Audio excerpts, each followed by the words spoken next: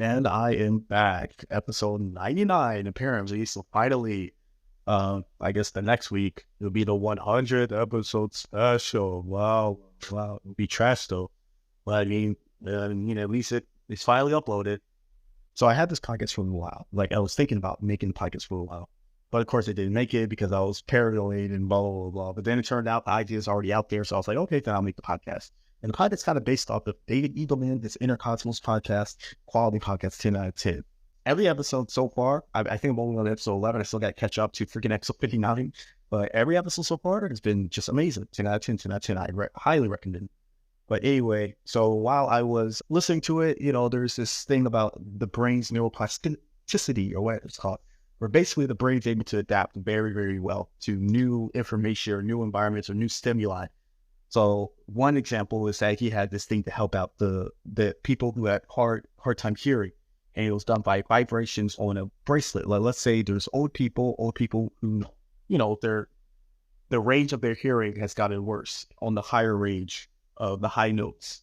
So what the bracelet would do is when a high note is heard, it would vibrate their wrist a certain way. Like I'm not sure if it just translates the actual sound waves into vibrations fully or not, but basically that's what it does. And the brain takes in that information and realizes, like through context, that hey, this is like the high pitches of the notes. So it ends up that the elderly people start hearing better because in general, the brain just takes in information. Like you have your senses, like your hearing, your sight, your touch, your taste, blah, blah, blah, blah. But in general, those are just translations of information that your body receives to go to the brain. So it doesn't really matter how that information comes. Like, for example, with the bracelet gave vibrations of the sound waves, like the high pitched sound waves. It doesn't matter that it's not actual hearing, but your brain put through those contexts. It's like, oh, wait a minute, this is the high frequency range of the sounds. So when I feel these vibrations, I'm just going to quote hear these high pitches. So it ends up like, it doesn't matter that you're not actually hearing these notes. Like the same could be done. Like, let's just say you do it with light where you translate the frequencies of the high pitches into light. Your brain receives this light, let's say in the bottom left corner or something of your vision. And, the brain's like, okay, this is supposed to represent sound. So the information, it doesn't matter how the information gets to you. What matters is that putting together the context.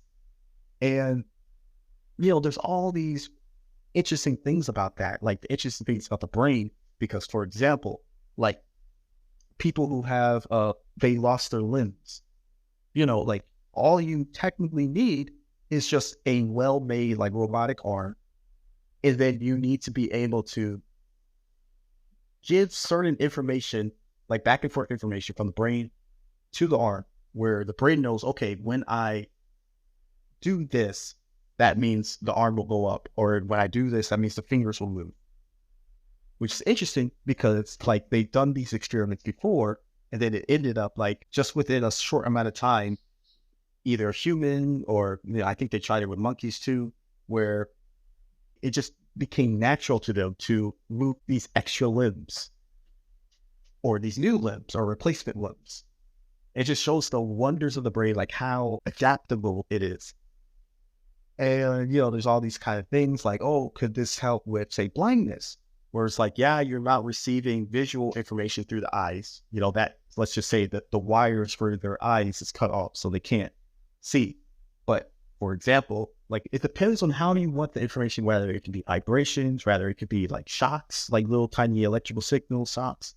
But basically, the brain receives information based off of, like, I think what the dude did, David Eagleman, he did vibrations again, like for someone who's blind, where they could kind of sense the direction of where people were by doing vibrations around their body or whatever. And soon they got used to it and they could, quote, see and understand like what's in front of them, what's behind them, what's blah, blah, blah. And it's just so interesting because that can be expanded to anything. So like, let's just say, an example, I guess a perfect example of like a way that many people have gotten used to, like an extra quote limb, is say video games. Like with a game controller, technically that's a very weird way of controlling the body. Like say you're playing a first person shooter, you're using your thumbs and pressing A, like basically you're only using your thumbs to move around, like to move around the environment.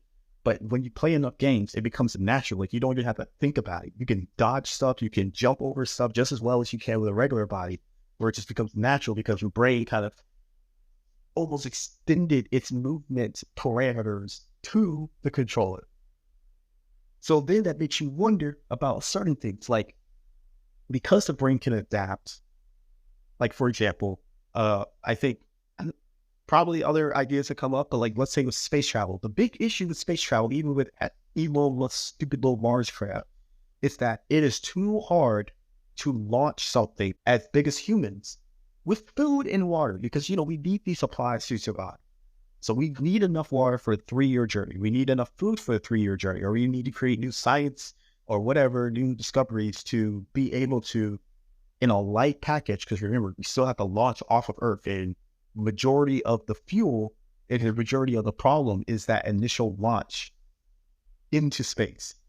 So you need to have a way to launch all these supplies, the food, the water, and still be underweight. So now everyone's thinking like, oh, well, is there a way to create food on the space station or whatever? Is there a way to like use reverse osmosis, whatever crap? Oh, do we just have multiple launches of rockets and then we put together the final piece in space? So then now we have all the supplies and then we have enough fuel and all that and to get to Mars. But now I'm wondering, what if the problem is just getting to Mars ourselves as ourselves? The easier way, or the more simplified way, of course, is robots. Now, let's just say we live in a future where the robots are just as flexible and like they're just as fluid as a regular human body. Then, with that neuroplasticity kind of thing or whatever, all you would need to do is connect those signals to your brain in some way. Or like, just have it where almost like the avatar, that Blue People avatar, where you have an exoskeleton kind of thing, where certain signals, of course, your movements are regular movements, but certain signals like cold or whatever, you get, let's just say, for example, you get certain vibrations.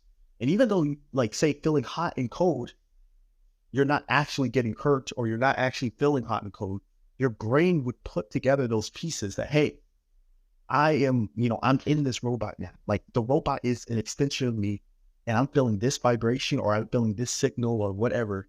That means I'm getting really, really hot. Help, this hurts. I need to leave. And you'd be shocked. It might end up people are reacting as passionately as if they were actually getting shocked, even though this is just vibrations, because your brain is putting together the pieces.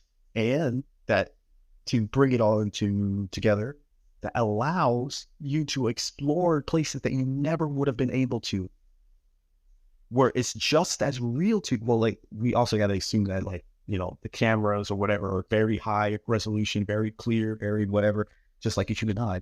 But once you get to that level, you wouldn't need to leave Earth to explore.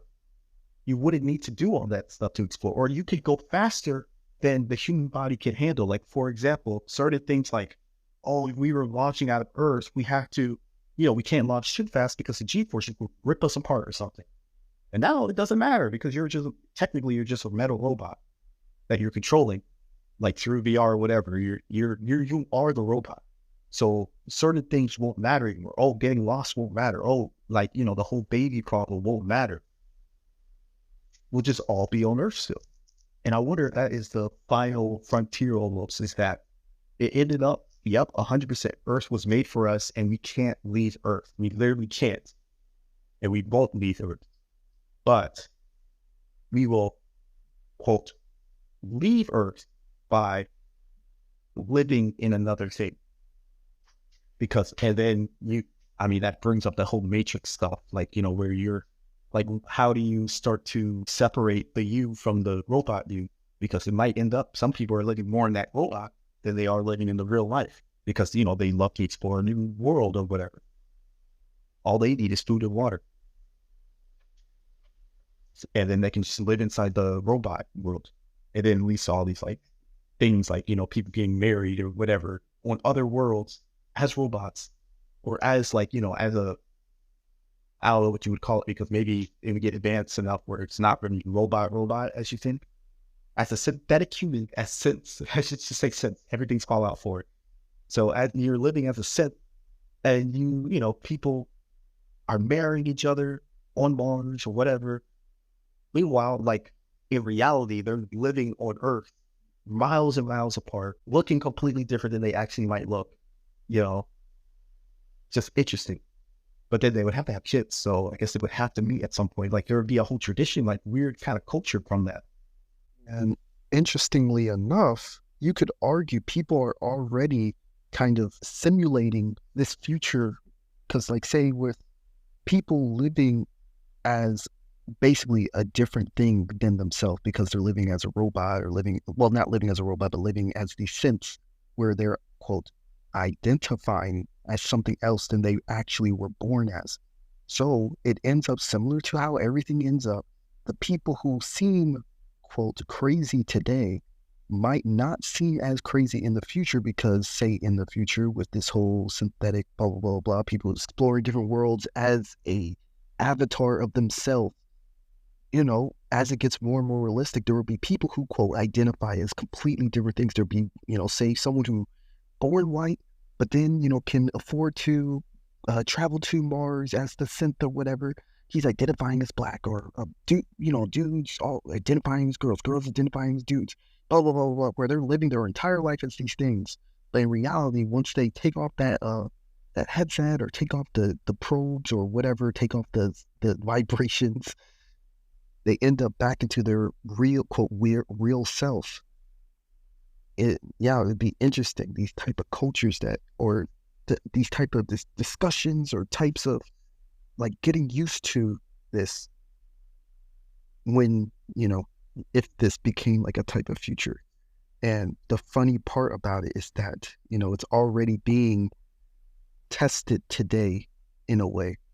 And of course, as I was saying, like how things in the past, the people who do it first are seen as crazy and then the world follows kind of thing. So yeah, very interesting, very interesting. But anyway, yeah. So it also, so I wonder if space travel or even stuff like travel in general, like if you could make it where, you don't have to, like that whole idea with the space thing, where it's like, dang, I want to get a job in, let's just say you want to get a job in, forget Mongolia or something, but you live in America. You could just send the robot. Like, you can still live near family and it will work in another place. I mean, that'd be kind of weird technically, but you'd have the best of both worlds kind of thing situation. The other interesting thing I wondered, this was the one where I was like, oh, this gets kind of dangerous. Not really dangerous, but it gets kind of weird. Now I don't know if anyone has tried this before. I think it would be a little too hard. But it's the idea, like, how your brain can start putting together pieces of certain things and kind of add to it. Like, let's just say with the robot example, like it becomes an extension of you. So your brain doesn't really know the difference. The brain's just receiving information, and then it translates that information to a choice or a matter or like a sense or whatever.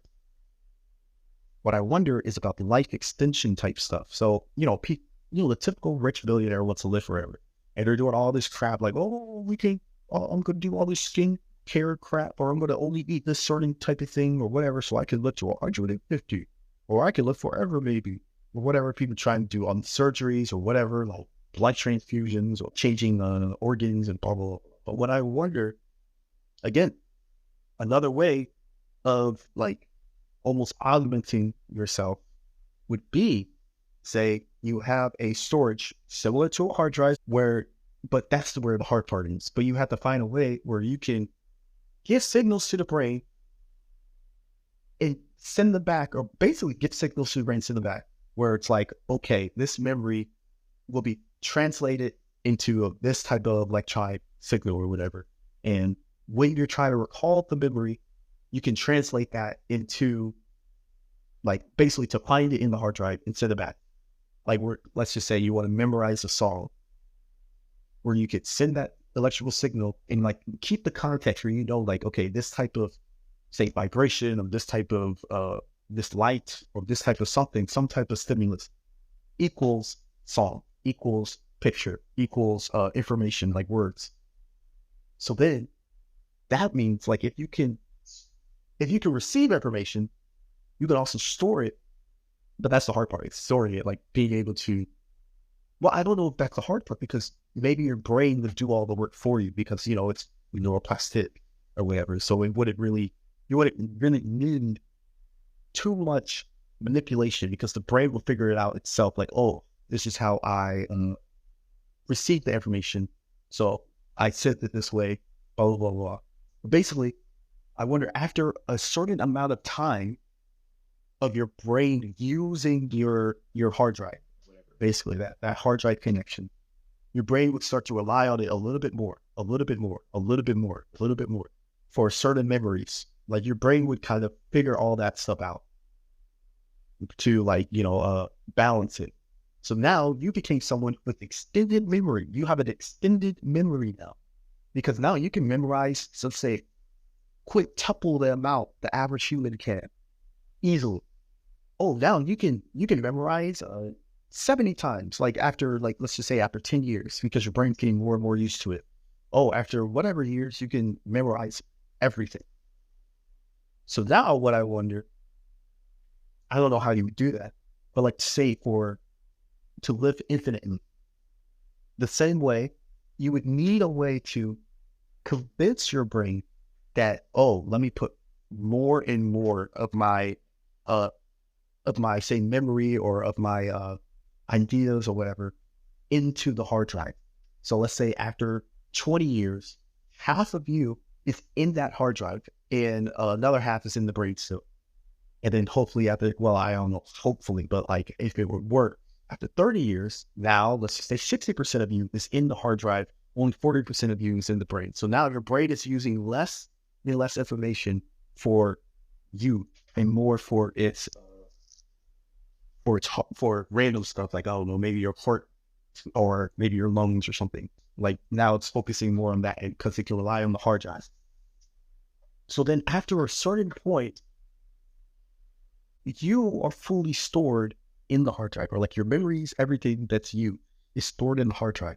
So now when your brain rots away, it's almost like you never died. Your body died, of course, because now the brain, it's not pumping the art, it's not pumping breathing the lungs or whatever. Like, that part, those cells died, but the information, since it's such a gradual process, you won't notice, because you were already almost fully stored on that hard drive.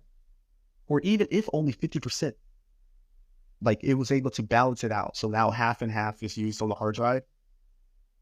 Now there is a portion of you that was kept, even though that other brain died, which would be very interesting. I mean, it'd be kind of messed up. That'd be kind of messed up, because now you're kind of trapped in that hard drive. I mean, just the same way as you're trapped in the brain, I guess. But yeah, so I wonder if that's a way to extend the life, if any of my rambling made sense, because I'm still trying to think about, like, how that would work. Like, the easy part is the way to have your brain receive the signals, but the hard part is your brain storing the signals into the hard drive. Because you can easily store, like, I don't know, like something like internet type stuff, like, oh, I want to receive this information about the internet. So then you have the hard drive, it's connected to your brain, so you instantly receive it in your head. But the hard part is, how do you store your brain stuff into the hard drive? Receiving's easy, exporting's hard. I don't know how that would work. That would require a lot more thinking, but it's seemingly very, very possible. Also, the data equally known intercustomers, he was also talking about, like, certain stuff, like ways how, let's just say, with the same, like, bracelets or whatever, where you could receive external information that is not related to anything, well, actually not related to anything, like, say, internet type stuff. Like, let's say you're giving the crowd a speech, you could have a certain type of, quote, bracelet or whatever that does the vibrations or whatever, like, now your brain's putting together the context. where you can know the sentiment of the crowd or sentiment of your voice, like based off the words. Like you have an algorithm that already doing the sentiment and doing the vibrations saying like, oh, your sentiment's very good right now. We can keep going. Or, oh, your wording's very off. You need to slow down a bit. Where you just naturally feel that you gotten used to it. So now you have another sense. Your other sense is freaking sentiment. Or let's say for a singer, here's another example. You're a singer and you want to always be on key. Let's just say I use the bracelet. It doesn't need to be a bracelet, but that's just the easiest to understand, where it's something that vibrates and your brain pieces together those certain vibrations. But still, like, let's say you can be a perfect tuner. You can be a perfect singer, or perfect violinist, a perfect tune, because you have that bracelet that's vibrating based off of how off pitch you are or something in your song or whatever. So you won't even be noticing it. You won't even notice it, but your brain will automatically be noticed putting these pieces together. And let's say you're singing, you go slightly off key. You automatically change. You're training yourself to automatically always be on key, because your brain's already like has that kind of information saying, hey, this is bad. Hey, this is good. For another example, let's just say you can always memorize stuff. I mean, that's another obvious example, where it's like, I don't know, you want to memorize your speech. You would have those vibrations always reciting the speech, like while you're talking, and your brain would put together those vibrations or whatever the signal is to say, hey, this is the next word, this is the next word, this is the next word. Or it's similar to memory, but you won't be aware of it, because it's your brain is doing it's the same way how you're not aware of your touch. Like you don't you're aware of it, but you don't like really think about it. Like where it's like, oh, I'm just sitting down right now. Your brain doesn't constantly tell you, hey, you're sitting down on the chair, you're sitting down on the chair, you're sitting down on the chair, you're sitting down on the chair. It doesn't need to, because you don't need to, because your brain's already putting all this together. Like, hey, I'm sitting down right now. Oh, I feel something. That must be a bug. Hey, move. Oh, that's hot. You move your hand away. Like where you're not really conscious of it. It just happens. So it's an interesting thing. It reminds me of what's the game? That trash game, Starfield. Terrible game, by the way. They really messed up. I probably need to talk about that at some point. I don't know what's up with these game developers doing this crap. Like no one. Let me not go on a tangent. But anyway, what it reminds me of though of Starfield is like the augments, where there are these people, like you could buy these certain like brain augments or whatever, where it can make you better at memorization, or it can make you better at seeking, or it can make you better at charisma or whatever. But technically, we could do that right now, where the charisma or the speechings or whatever is say that, I keep saying the bracelet, but it doesn't need to be a bracelet. I need to just keep pointing that out. It doesn't need to be a bracelet. It doesn't need to be vibrations. It could be anything. It just needs to be some type of information that's decodable by the brain in some way. So then you can like figure stuff, or your brain can figure out what is it telling me. But anyway, in similar way, let's say a charisma augment, you would have, say, the bracelet where it vibrates based off of, hey, you're saying this right now, like this person said this to me. This is what I would recommend you saying next based off of that. Where it's just vibrate. Your brain's already putting that together, those pieces, and your brain goes, oh, this is what I should say. And then you say it. Where you still have your general idea of what you want to say, but maybe you don't have the words or you don't have the vocab. But now you have the vocab. Now you have those words. And you can say it in a very charismatic way because of this little baby bracelet or whatever. So it's similar to those augments. And there's other things. Like, what I said with singing, what I said with the hearing, vision, stuff like charisma. It could be literally anything. Like let's say you're a soldier or something, and you want to always know where your squad mates are. Say with the vibration, whatever the translation of those vibrations are, can always tell you, hey, this is where they are, this is where he is, this is where that is. It's like in the direction. And you're not even thinking about it, you're not even considering it. In the same way how you don't really consider like, oh, where is my hand right now when I'm walking? Like you know where your hand is, you don't really have to think about it. So when something, like when you get near a closed door or something, like a very tight corner, most people, I would say, easily go around that corner without bumping their arm like an idiot because they know where their arm is without thinking where it is. So they kind of, they walk based off of their width or whatever. So it's very interesting, very, very interesting. And yeah, I mean, that would be some type of business, I guess, technically, augmentation. But we're not there yet, though, because I think for you to get more and more complex, you need higher resolutions of these signals. And you need it to not be big. You need it to be small because it's not worth for you to carry around, like, let's say a blind person wants to see again. It's not worth for them to carry like a 15-pound freaking huge battery pack and like this vibrating helmet or whatever they're using, vibrating wristband or something, just so they can see. And then they got to recharge it so they can't use it the whole day. There's these certain subtle things that you still have to fix. You need better battery or something, so then you don't have to like recharge it, like where it just becomes a part of you. You need a high resolution of these vibrations or lights or whatever, so then your brain can get higher detailed information based off of these subtle differences. Like, let's just say someone wants to see again. Well, now you have to be able to model the surroundings in a very, very high frequency way, similar to vision, even if it's just vibrations or something. Like, you have to be able to see reflections because that's an important part of seeing. Oh, shadows, you need to see brightness, you need to see contrast, you need to see color. So you need like a vibration or something for all of that. Like you need a way to encode that information for all of that, which is very high frequency, high resolution. So that's an issue. What's the other issue? Oh, you need like the certain algorithms to be able to detect all this stuff because, like, let's just say your algorithm is bad, it's slow. Well, then it's useless. You don't want to be able to see 2 seconds in the past if you're seeing it in. You want to see real time. Like if a baseball is flying towards you, you want to be able to dodge it if you are blind.